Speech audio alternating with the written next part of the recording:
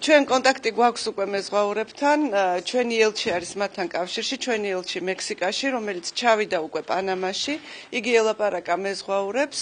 ეს არის ნიგერიული გემი, რომელიც არის ძალიან ძველი, გამოსული მწყობრიდან, ამიტომ მას არ უშვებენ პორტში და ჩვენს მეზღვაურებს უნდათ საქართველოში დაბრუნება. დღეს კიდევ განახლდება მათთან შეხვედრები. საქმე იმაშია, რომ ესე იოლად საქმე არ არის, როგორც ჩანს, მათ კი ძალიან უნდათ წამოსვლა.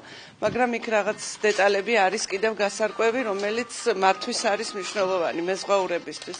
ამავე დროს ჩვენ მუშაობთ საერთაშორისო ორგანიზაციებთან და ვიხილავთ მათი საქართველოში ჩამოყვანის შესაძლებლობებს. ასე რომ დღის ბოლოს ჩვენ გვეცოდინება უკვე კონკრეტული გეგმა, რას ვაპირებთ, შეთანხმებული თავად მეზღვაურებთან.